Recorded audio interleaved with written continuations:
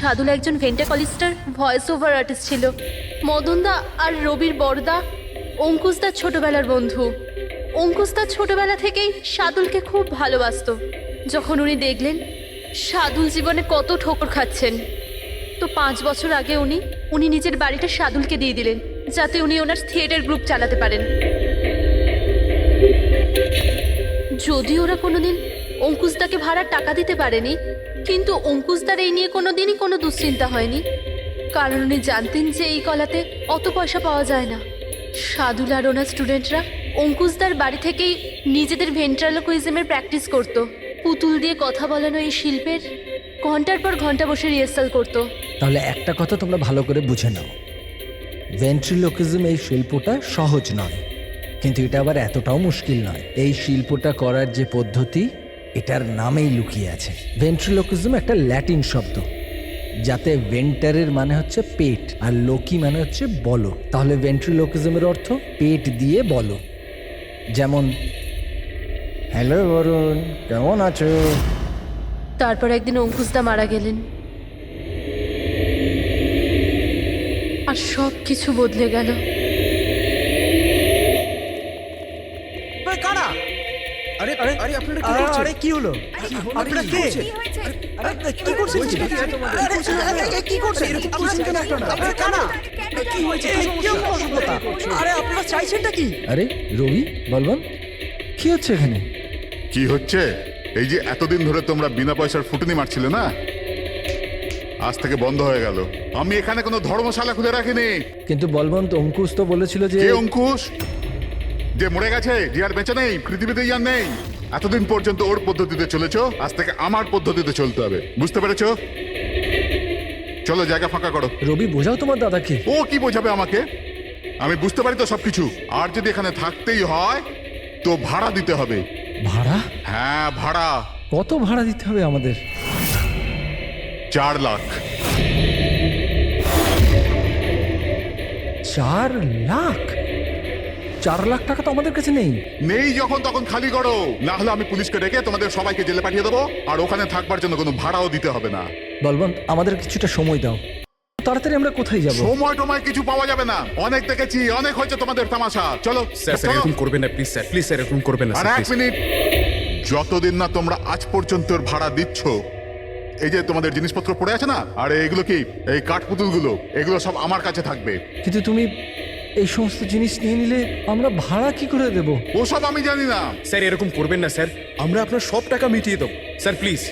Sir, আপনার এগুলোকে নিষ্প্রাণ কাঠের পুতুল মনে হয়, কিন্তু আমাদের কাছে এগুলো প্রাণের সমান। ও ভাই ট্র্যাজেডি কিং, তোমার এই যে সব মেলোড্রামা আছে না, এগুলো আমার দাদা অঙ্কুশের সাথেই চলতো, আমার সাথে নয়। আর এই যে কি এ 4 লাখ টাকা রোজগার করে দেবে এই কাঠপুতুলগুলো। আরে 4 লাখ কি, 4,400 টাকাও রোজগার করে দিতে পারবেন এই কাঠপুতুলগুলো। জানো কেন? কারণ এই শিল্প শেষ হয়ে গেছে, জিরো। এই যে তোমাদের গুরু আছে না সাদুল, ওরই মতো কোনো কাজের নয়, লুজার, একজন লুজারও, বুঝলে? বেরো বেরো। এই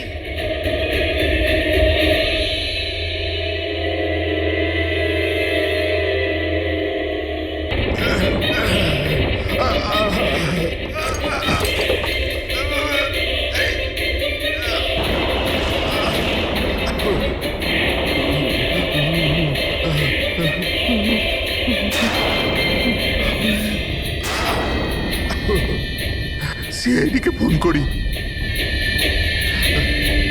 হ্যালো। হ্যাঁ, আপনি বলুন। হ্যালো। মদনবাবু বলুন, মদনবাবু কি হলো?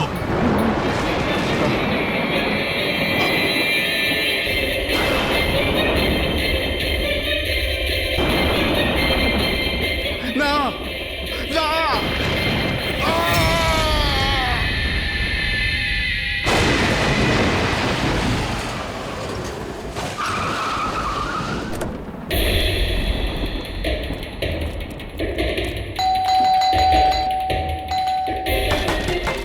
মদনবাবু, মদনবাবু, মদনবাবু, মদনবাবু,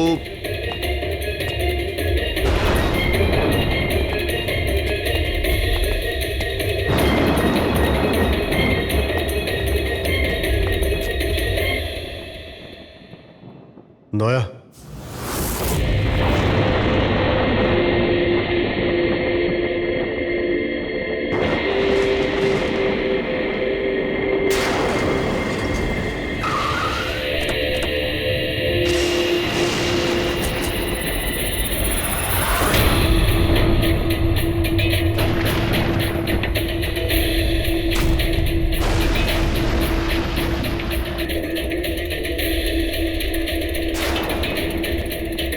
মদন বাবু, এই কে, এই কে এখানে?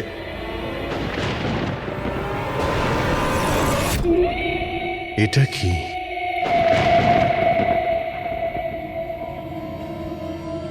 পুতুল?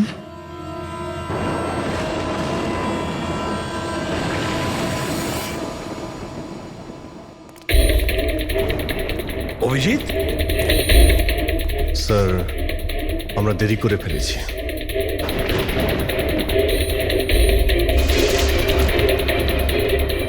মাই গড,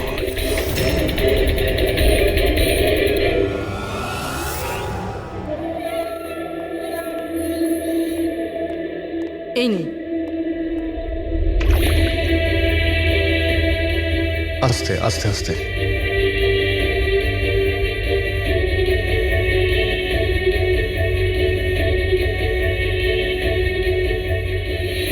মদন বাবু, আপনি ঠিক আছেন তো? কেন, কি হয়েছে আপনার? কেউ আছে যে আমাকে প্রাণে মারতে চায়? কে? ও আমার আশেপাশেই আছে, আমাকে কখনো একলা ছাড়ে না। হয়তো এখনো আমাকে দেখছে, শুনছে। দেখুন মদন বাবু, একদম চিন্তা করবেন না, আপনার কিচ্ছু হবে না, আমরা আছি না? মদন বাবু, আপনি কার কথা বলছেন? কে কে আপনাকে বিরক্ত করছে? পুতুল, কাঠের পুতুল। কাঠের পুতুল? হ্যাঁ। না মানে ওটা ওরকম নয়, যারা কথা বলতে পারে না, অন্যের ইশারায় নাচে। এই কাঠ পুতুলগুলো কথা বলে, কথা বলতে পারে, নিজেরা চলে চলে ফিরে বেড়ায়।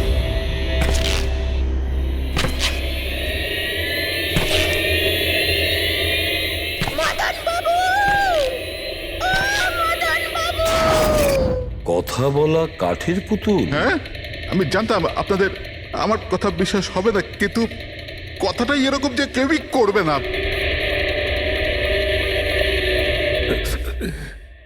স্যার, আপনি এরকম কোনো পুতুলের ব্যাপারে শুনেছেন কখনো? না। জানেন কিছুদিন আগে আমার সাথে কি হয়েছিল? ওই দিন আমার জন্মদিন ছিল, ঘরের বেল বাজলো, তো আমি ভাবলাম যে আমার বন্ধুরা আমার সঙ্গে দেখা করতে এসেছে।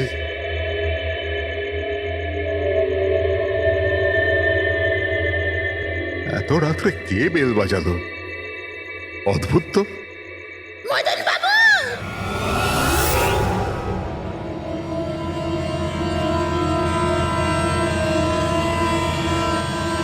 কে? দেখতে পাচ্ছেন না? আমি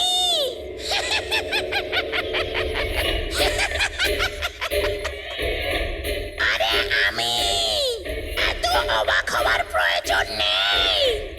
জানেন কি এখানে আমি কেন এসেছি? কেন? তোমার প্রাণ নিতে। কি?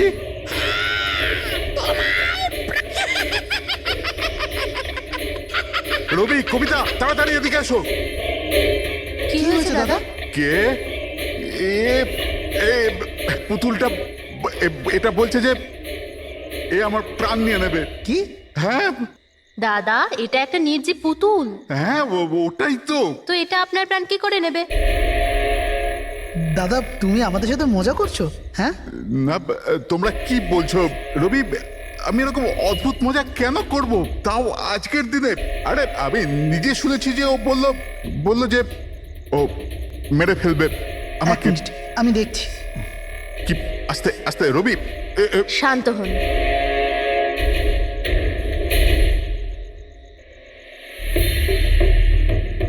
দাদা মনে হচ্ছে তোমার সাথে কেউ মজা করেছে। এই কাঠের পুতুলের মধ্যে কেউ মনে হয় স্পিকার ফিট করেছে। চেক করো, হয়তো কোনো স্পিকার আছে।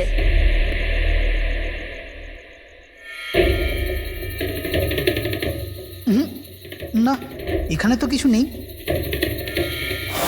এখন কোথায় ওই পুতুলটা? কি কি করে থাকবে? আমি ওই সময় ওকে একদম ভেঙে চুরে জ্বালিয়ে দিচ্ছি, শেষ করে দিয়েছি। হুমকি দিচ্ছিল আমাকে, ওকে আমি কিভাবে এমনি ছেড়ে দিতাম? আপনি কি সত্যিই দেখেছিলেন? হ্যাঁ, আমি মদনবাবু, এটা হতে পারে যে আপনি কোনো স্বপ্ন টপ্ন দেখেছিলেন। না, আমি দেখেছিলাম ও একলা। আমি আর একবার নয়, এরকম আমার সাথে বেশ কিছুদিন পর। আমার মনে হয় মদন বাবুকে মারার সব থেকে ভালো উপায় এই যে ওনার বুকে ছুরি ঢুকিয়ে দিয়ে। এতে তো পুরো মেঝে রক্তে খারাপ হয়ে যাবে। সবচেয়ে বেস্ট উপায় হলো মদনবাবুকে বিষ দেওয়া হোক। একটা কাজ করা যাক, কেন না ওনার গলায় টিপে দেওয়া যাক। তো আপনি বলে দিন মদনবাবু, আপনি কিভাবে আপনার মৃত্যু হওয়া পছন্দ করেন? এই,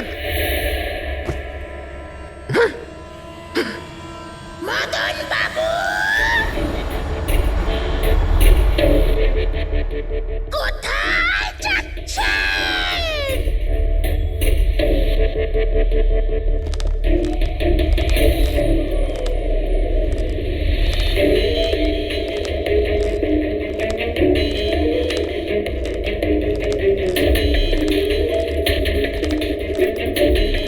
তো বলুন মদন বাবু।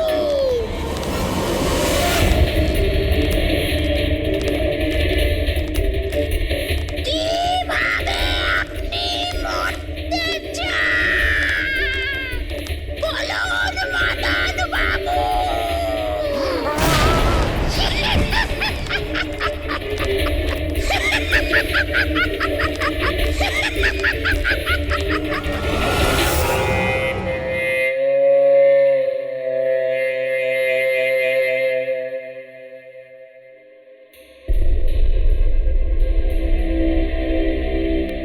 সত্যি মদনবাবুর প্রাণ সত্যি সংশয় ছিল।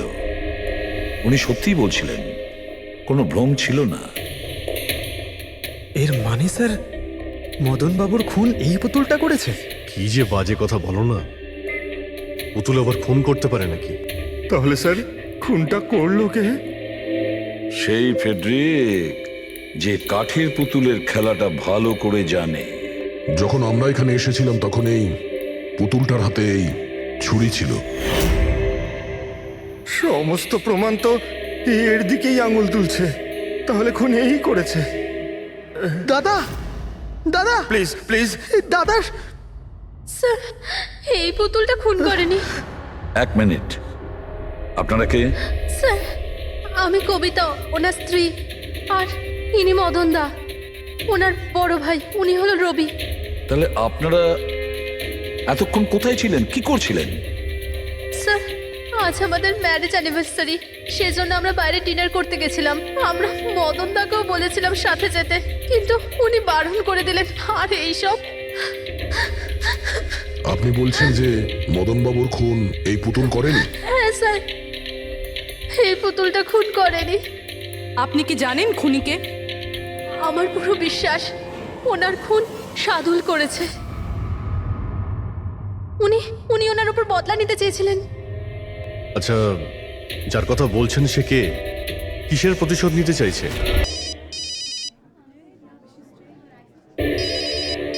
এও না। কে দাদা? আবার কে? সাদুল বারবার আমাকে এভাবে ফোন করে হুমকি দিচ্ছে। আমি দেখছি। হ্যালো আমি আসছি তোকে মারতে। এবার তোর জীবন কিছুদিনের অতিথি মাত্র। হ্যালো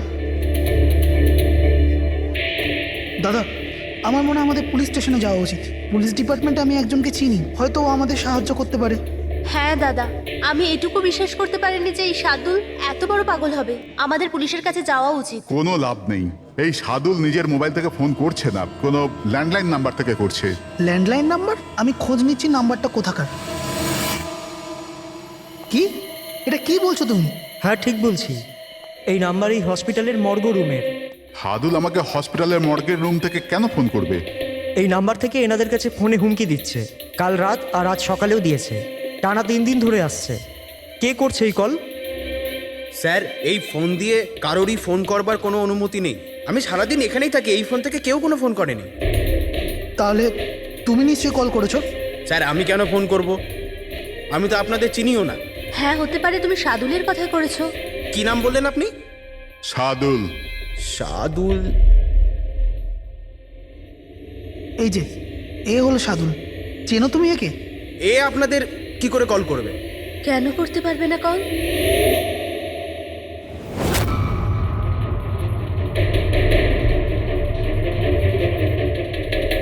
এ কিভাবে হয়ে গেল? সাদুল 3 দিন আগেই ইনি মারা গেছেন, তাহলে ইনি ফোন কি করে করবেন? কিন্তু এর মৃত্যু হলো কিভাবে? ইনি ড্রিঙ্ক করেছিলেন, একটা গাড়ি এনাকে উড়িয়ে দিয়ে চলে গেছে, ওখানে ওনার মৃত্যু হয়।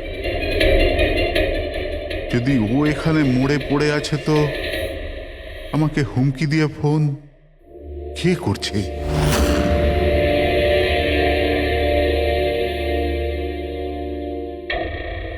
স্যার, হ্যাঁ, পুলিশের রেকর্ড অনুযায়ী তো এই সবকটা কল মর্গের ল্যান্ডলাইন থেকে এসেছিল।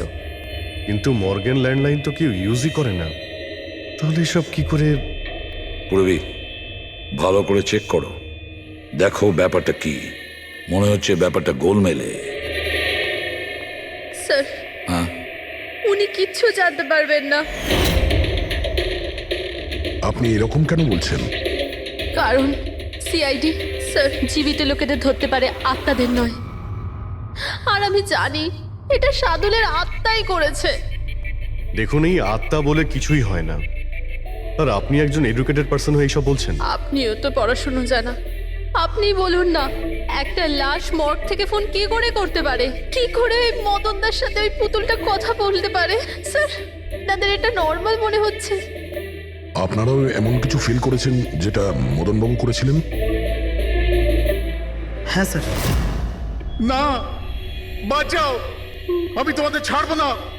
তোমরা খুব বিরক্ত করছো আমাকে। তোমাদের সবাইকে মেরে ফেলবো আমি, ছাড়বো না। দাদা, সরে যাও। না দাদা কি হলো? এদিকে আসবে না। আরে কিন্তু দাদা এটা কি করছো তুমি? দাদা কি? কাঠপুতুল আছে এখানে, সরে থাকো। কাঠের পুতুল? আমাকে মারতে এসেছে, আমি বলেছিলাম না। দাদা 1 মিনিট দাদা এটা কি করছো তুমি? রবি, এই এই আওয়াজটা ওপর থেকে আসছে। কিন্তু উপরে তো কিছুই নেই, পুরো তো স্টোর রুম আছে আর একটা বন্ধ ঘর আছে। Store room? হ্যাঁ, ওই স্টোর রুমের মধ্যেই তো আমি সমস্ত কাঠপুতুলগুলো একটা বড় বাক্সের মধ্যে তালা লাগিয়ে বন্ধ করে রেখেছি। কাঠের পুতুল? ওগুলো সব বাইরে চলে এসছে কিভাবে? কি?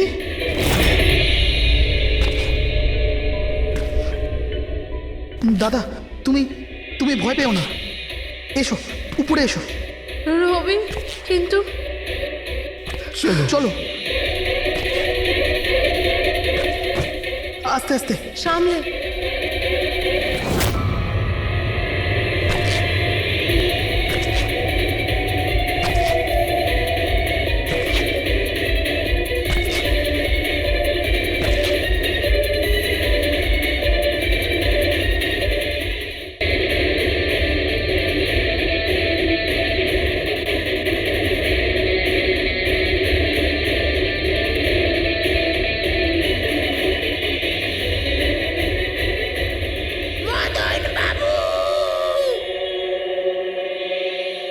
দাদা, আওয়াজ এই ঘর থেকে আসছে। হ্যাঁ, এসো।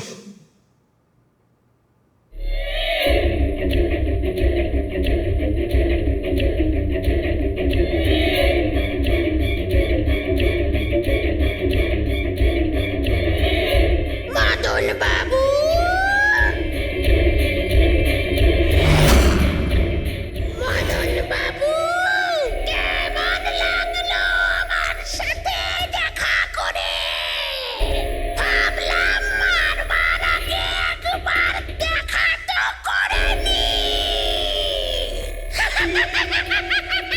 আমি ভেবেছিলাম না কথা বলে।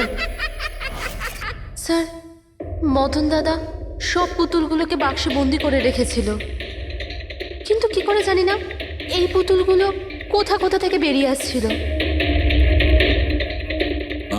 আমরা ওই বাক্সটাও দেখতে চাই, ওই রুমটাও যেখানে ওই তোমরা কাঠের পুতুলটা দেখেছিলে, সেটা কোথায়?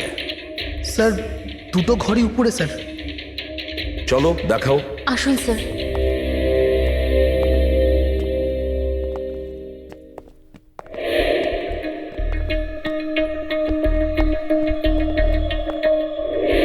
স্যার পায়ের আওয়াজটা আমরা করিডোরে শুনেছিলাম, আর ওই পুতুলটা আমরা এখানে এখানে দেখেছিলাম স্যার।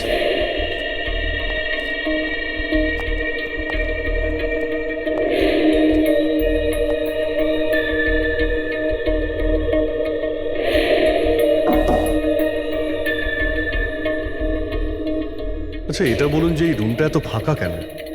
স্যার আমি ভেবেছিলাম কি এখানে ট্রেডমিল আর বাইসাইকেল রাখবো, একটু এক্সারসাইজ করব, কিন্তু সময় পাইনি।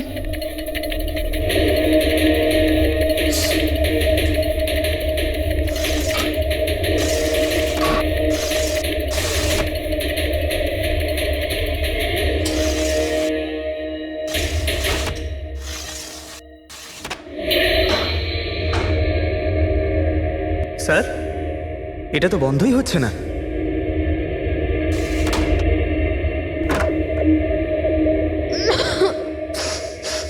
আসুন স্যার।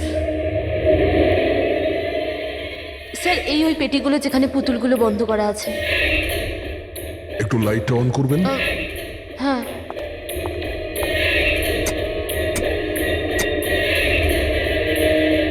স্যার এই ঘরটা অনেক দিন ধরে বন্ধ আছে, তো মনে হয় বাল্বটা খারাপ হয়ে গেছে।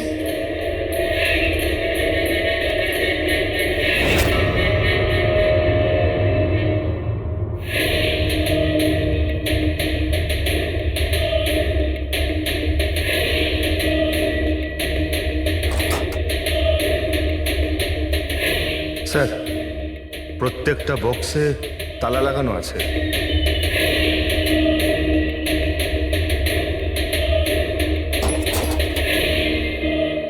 কিন্তু এই তালাটা শক্তপোক্ত নয়, যে কেউ একে খুব সহজেই খুলতে পারে।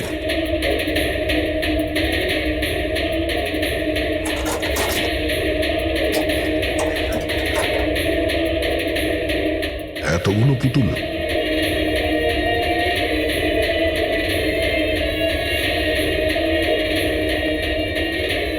দেখি একটু এতে কোনো মেকানিজম করা নাই তো? স্যার আমি আপনাকে বলছি তো, এরা কথা বলে না। স্যার নিশ্চয়ই সাদুলের আত্মা এসে এদের কথা বলায়। ভেতরে কোনো মেকানিজম কিন্তু কোনো স্পিকার তো নেই যার থেকে আওয়াজ আসবে। স্যার উনি কিন্তু ঠিক কথাই বলছেন, না তো কোনো মেকানিজম আছে না কোনো স্পিকার, কিন্তু তাহলে এই পুতুলগুলো কথা বলে কি করে?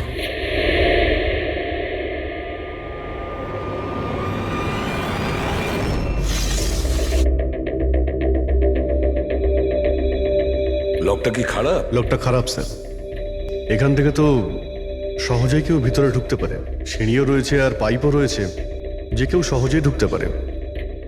আর যে সহজে এই রুমে ঢুকতে পারে সে বাক্সতে বন্ধ থাকা কাঠের পুতুলগুলোকে উঠিয়ে বাইরে যে কোনো জায়গায় রাখতে পারে, যেভাবে এখানে রাখা ছিল তোমাদের ভয় দেখানোর জন্য। স্যার মানে মানে এটা কোনো আত্মা নয়? আরে ওই আত্মার কথা ছাড়ো তো, আত্মা হয়ই না। এটা সেই হতে পারে এই বাড়ির প্রত্যেকটা কোণা সে চেনে, প্রত্যেকটা কোণা। আর তাছাড়াও কাঠের পুতুলের ব্যাপারেও খুব ভালো মতো জানে। আর এরা হতে পারে সাদুলের স্টুডেন্ট। সাদুলের স্টুডেন্ট খোঁজ নিয়ে দেখতে হবে যে সাদুলের স্টুডেন্টস এই মুহূর্তে কোথায় আছে আর কি করছে। হাই, আমার নাম হলো ফ্রিডা। আমার নাম দীপেশ। আমার নাম হলো তরুণ। আর আমার নাম লোচন।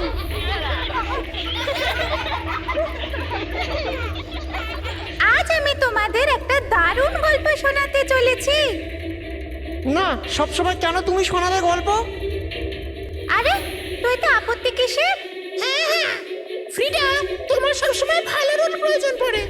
হ্যাঁ দীপেশ, তুমি একদম ঠিক বলেছ। পরিশ্রম আমরা করি আর ফেমাস তুমি হয়ে যাও। তোমার পুতুলও তো সেই কথাই বলছে। স্যার বুঝতে পারছি না স্যার, এটা এই পুতুলগুলো কথা বলছে কি করে? আরে পঙ্কজ, এটা একটা আর্ট, ভয়েস চেঞ্জ করার আর্ট। এটাকে বলে ভেন্ট্রিকুলিজম। একদম। কথা তো এরাই বলছে, কিন্তু মনে হয় যেন এই আওয়াজ পুতুলের মুখ থেকে বেরোচ্ছে। কিন্তু স্যার এরা কোথায় কথা বলছে? আপনি দেখুন না, এদের তো ঠোঁটটা পর্যন্ত বন্ধ। দেখো, আমি বলছি আমি বেস্ট। এটাই তো শিল্প পঙ্কজ, মুখ না খুলে এত পরিষ্কার কথা বলা। আওয়াজ এখানে এই পেট থেকে বেরোয়। ওই আর্টটাও এদের মতো শিল্পীরই তৈরি করা। ওই পুতুলগুলো এই আর্টের দ্বারাই মদনবাবুর সঙ্গে কথা বলে, আর ওই নিউজ রিডারও। কিন্তু স্যার এরা তো পুতুলগুলোকে হাত দিয়ে নাড়াচ্ছে স্যার। হ্যাঁ, এরকমই তো হয় পাপেট শুয়ে।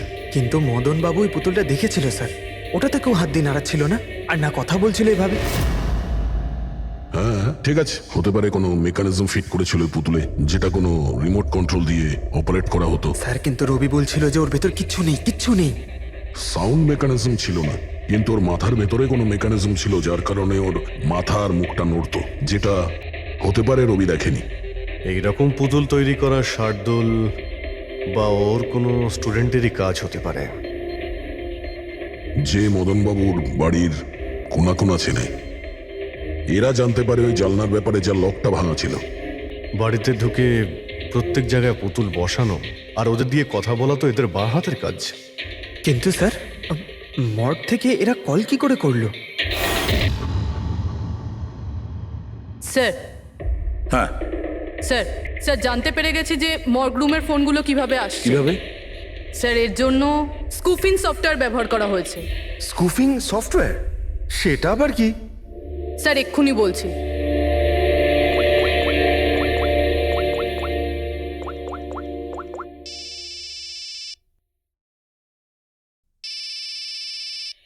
কি যন্ত্রণা!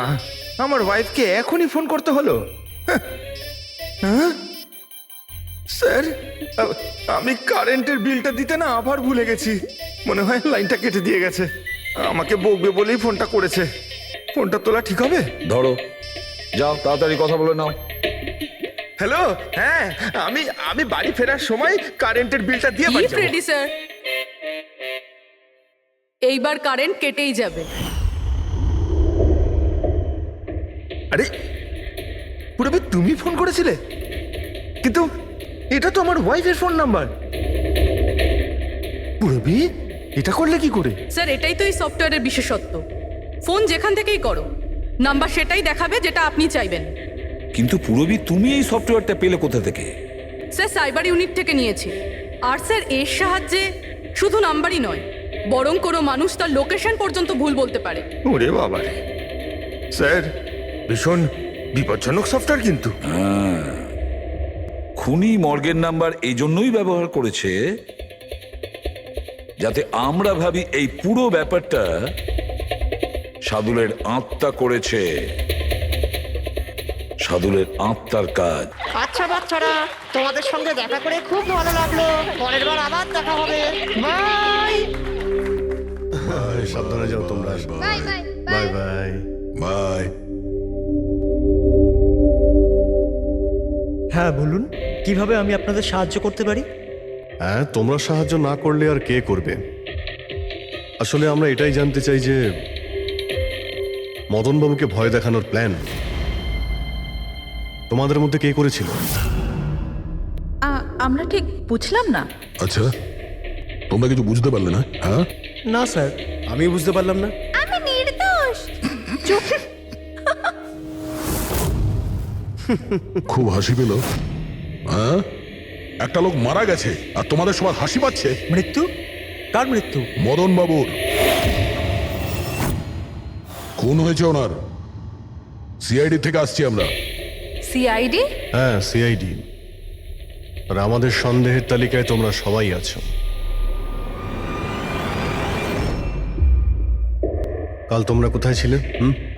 কাল আমি আমার বন্ধু শালিনীর বাড়িতে ছিলাম। ওর বাড়ির লোকদের জিজ্ঞেস করতে পারেন। আর তুমি তুমি কোথায় ছিলে? স্যার আমরা লোচন আর আমি একটা শোয়ের জন্য গিয়েছিলাম পুনেতে, আজ সকালেই ফিরেছি। পুনা? কিসে গিয়েছিলে পুনায়? ক্যাব বুক করে আমার কাছে ইনফরমেশন আছে, আপনি চাইলে দেখতে পারেন। এই দেখুন। কি ব্যাপার, এত ঘামছো কেন তুমি? হ্যাঁ, কাল রাতে তুমি কোথায় ছিলে? স্যার ওই আমি বলছি, তুমি কাল রাতে মদন বাবুর বাড়িতে ছিলে কিনা? হ্যাঁ হ্যাঁ ছিলাম ওখানে, কিন্তু আমি কাউকে মারিনি। তাহলে ওখানে কি করতে গিয়েছিলে? হ্যাঁ স্যার আমি তো শুধু মদনকে শিক্ষা দিতে চেয়েছিলাম, যেটাও সাদুল স্যারের সাথে করেছে, খুব খারাপ করেছে। আর হ্যাঁ, আমাদের মাঝে আজ যে সাদুল স্যার নেই তার একটাই কারণ, সে হচ্ছে মদন। ওনার জন্যই উনি মদ খাওয়া শুরু করেছিলেন আর সময়ের আগে মারা গেলেন। তোমরা ভেবেছো খুনের বদলা খুন? না না স্যার, আমরা শুধু ওনাকে ভয় দেখাতে চেয়েছিলাম। গৌরবের প্ল্যান ছিল এটা। হ্যাঁ স্যার, গৌরবই কালকে রাতে আমাকে ফোন করে ডাকে ওই 11:30 12টার আশেপাশে, কিন্তু আমি একটু লেট হয়ে যাই আর 12:30টায় গিয়ে পৌঁছাই।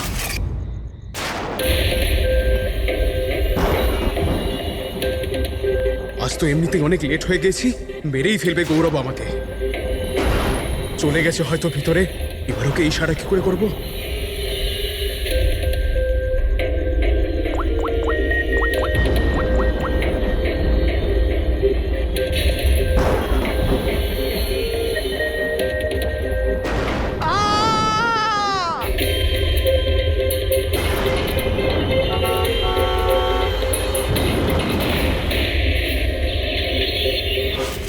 গন্ডগোল তো করেই ফেলেছ, মদন বাবুর খুন হয়ে গেছে। স্যার আমার এই খুনের সাথে কোনো রকম সম্পর্ক নেই। আর গৌরবের?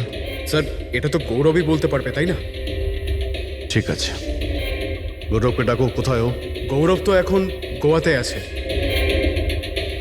গোয়া? গোয়াতে কেন? স্যার এটা জানি না। ওকে কিন্তু বাঁচানোর চেষ্টা করবে না, নাহলে তুমি ফেসে যাবে, বুঝেছো? না স্যার, এরকম ব্যাপার নয়। কালকে রাতে যখন ওকে আমি ফোন করি তখন ওর ফোন বন্ধ ছিল। আজকে সকালে মেসেজ আসে আমার কাছে। মেসেজ দেখাও তো। স্যার কাল রাত্রে যেটা হয়েছিল সেটা হওয়ার কথা নয়। আমি গোয়া পৌঁছে গেছি কিছুদিন গা ঢাকা দেওয়ার জন্য। কিন্তু এ গোয়াতে কখন পৌঁছলো আর কিভাবে? যখন আমরা ক্রাইম সিনে পৌঁছেছিলাম তখন তো ও ওখানে ছিল না। হ্যাঁ, যদি আমরা এটাও ভেবে নিই যে যখন আমরা ওখানে পৌঁছলাম তার ঠিক আগেও ওখান থেকে বেরিয়ে গেছে, তাহলে ও গোয়া কি করে পৌঁছবে? খুন হয়েছিল রাত 1টার সময়, আর তারপরে আমরা ওখানে পৌঁছেছি। ফ্লাইট নেই গোয়া যাওয়ার জন্য। স্যার হতে পারে ফ্লাইটে না গিয়ে বাসে বা গাড়ি করে গেছে হয়তো। না পঙ্কজ, ড্রাইভ করে গোয়া পৌঁছতে মিনিমাম 12 ঘন্টা লাগে, আর এই মেসেজটা এসছে সকাল 9টার সময়। মানে গোয়া পৌঁছানোর আগেই ও মেসেজ করে দিয়েছে যে ও গোয়া পৌঁছে গেছে। পঙ্কজ, খোঁজ নিয়ে দেখো যে গৌরবের ফোনের লাস্ট লোকেশন কোথায় দেখাচ্ছে। তুমি গৌরবের নাম্বারটা দাও। আচ্ছা ঠিক আছে, থ্যাংক ইউ স্যার। স্যার গৌরবের শেষ লোকেশন ছিল ওই মদনবাবুর বাড়ি, আর কাল রাত 11:30টার সময় ওর মোবাইল বন্ধ হয়েছে। 11:30? Hello, thank you sir. Gaurav নামের কোনো ব্যক্তি গোয়ার কোনো ফ্লাইটেই ছিল না, না আজকে সকালে না কাল রাতে। আর তাছাড়া স্যার একে কোনো এয়ারপোর্টে সিসিটিভি ফুটেজেই দেখা যায়নি। মানে আমাদের সন্দেহ একদম ঠিক, গৌরব এখানেই আছে। তাহলে ও বা অন্য কেউ ওর ফোন থেকে এই মেসেজটা পাঠিয়েছে যে ও গোয়া চলে গেছে। কিন্তু স্যার কেউ এরকমটা করবে কেন? সেটা তো আমি জানি না ফ্রেডি, কিন্তু একটা কথা আমি বুঝতে পারছি না, গৌরব তো চাইলে যে কোনো সময় মদনবাবুকে মারতে পারতো। এসব নাটক করার কি প্রয়োজন ছিল? আর ওরা চারজন এই কাঠপুতুলের খেলাটাই বা কেন খেলছিল? আর ও যদি মদনবাবুকে মেরেই থাকে তাহলে ওর 4 জন বন্ধুকে কেনই বা বললো না? সন্দেহটা আমার এইখানে। এর একটাই কারণ বস, হতে পারে গৌরবকে তাড়াহুড়োতে মদনবাবুকে মারতে হচ্ছে যখন ও ধরা পড়ে যায়, আর না হলে খুনি গৌরব না অন্য কেউ। স্যার খুনি যদি অন্য কেউ হবে তাহলে এই গৌরব কোথায়? হতে পারে খুনি গৌরবকে মেরে গায়েব করে দিয়েছে, আর আমাদের সামনে এমন প্রমাণ ফেলে দিয়েছে যে আমাদের মনে হয় যে ও পালিয়ে বেড়াচ্ছে, গোয়াতে আছে ও। এই লোকটা ভাঙা রয়েছে। এই জানলা দিয়ে গৌরব আর ওর বন্ধুরা ভিতরে আসতো আর মদনবাবুকে ভয় দেখাতো। আর এই গৌরব কাল রাতে এখানে এসেছিল, তারপর থেকেই গায়েব হয়ে গেছে। তাহলে হতে পারে ওর সঙ্গে যা হয়েছে এখানেই হয়েছে। কিন্তু ওর সাথে যদি এখানে কিছু হয়ে থাকে তাহলে কিছু না কিছু তো ট্রেসেস পাওয়া উচিত। তাহলে একবার টেস্ট করে দেখা যাক। রবি, স্যার,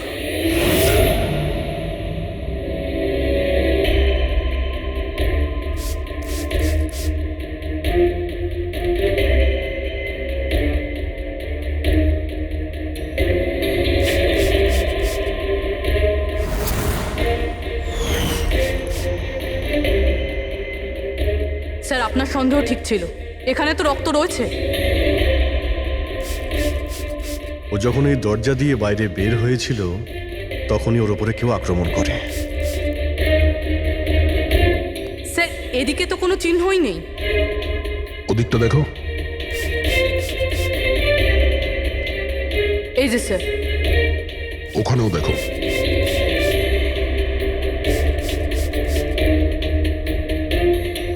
ও, তার মানে হামলা করার পর গৌরবকে টেনে হিচড়ে স্টোর রুমের কাছে নিয়ে আসা হচ্ছে।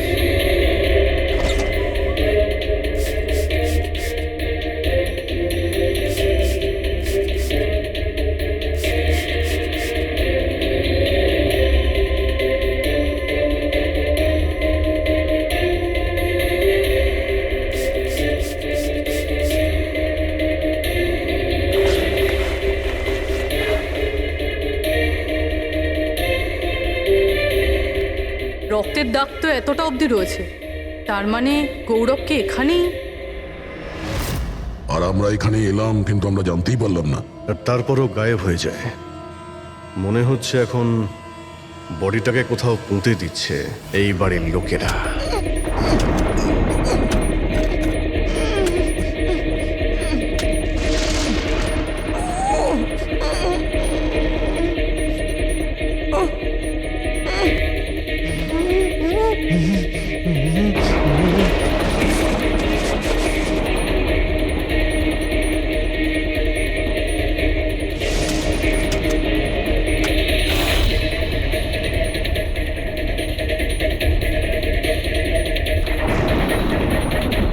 সিআইডি?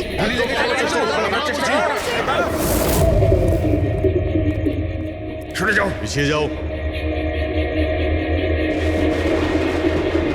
স্যার। হ্যাঁ, জীবিত আছে। তাড়াতাড়ি হসপিটালে নিয়ে যাও। তোমরা কবর দিতে চাইছিল ওকে? হ্যাঁ, কিন্তু আপনি কি করে জানলেন আমরা এখানে? আজকাল মোবাইলের মাধ্যমে আমরা অপরাধীকে ধরে ফেলি।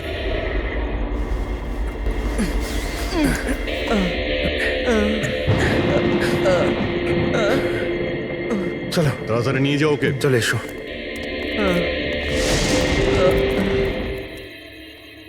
ওই স্বার্থপর আর লোভী মানুষটার মরে যাওয়াই ঠিক ছিল। অঙ্কুশদা মারা যাওয়ার পর মদনদা নিজেই সব প্রপার্টি দখল করতে চেয়েছিল, আমরা কি পেতাম? লবণঙ্গা। আমরা এই প্ল্যানটা তখন বানালাম যখন বাড়িতে ওই কাঠপুতুলের ঘটনাগুলো ঘটছিল।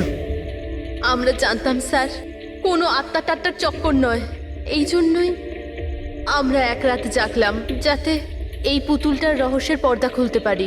আর তারপরে তোমরা গৌরবকে ধরে ফেলো। হ্যাঁ,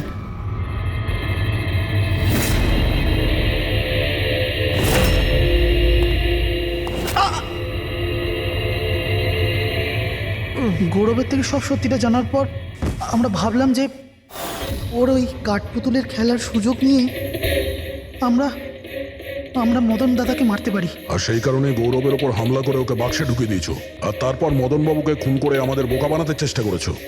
আর এটা দেখাতে চেয়েছিলে যে খুন পুতুল করেছে। হ্যাঁ, আমরা জানতাম যে সিআইডি কখনোই আত্মাদের গল্প আর পুতুলদের খেলার উপর বিশ্বাস করবে না, আর আপনারা সোজা সন্দেহ করবেন সাধুলের স্টুডেন্টদের, বিশেষ করে গৌরবের ওপর। আর আমাদের মিসলিড করার জন্য গোয়ার ওই মেসেজ পাঠিয়ে দিলে। হ্যাঁ, আমরা ভেবেছিলাম যে আপনারা সারা জীবন ধরে গৌরবকে এখানে ওখানে খুঁজতে থাকবেন, আর আমরা ওকে মেরে এখানে পুঁতে দেবো। টাকার জন্য তোমরা নিজের দাদাকে মেরে ফেলেছো। কি করবে এই টাকা নিয়ে? আর না এখন এই টাকা তোমাদের জেলে যাওয়ার থেকে বাঁচাতে পারবে, আর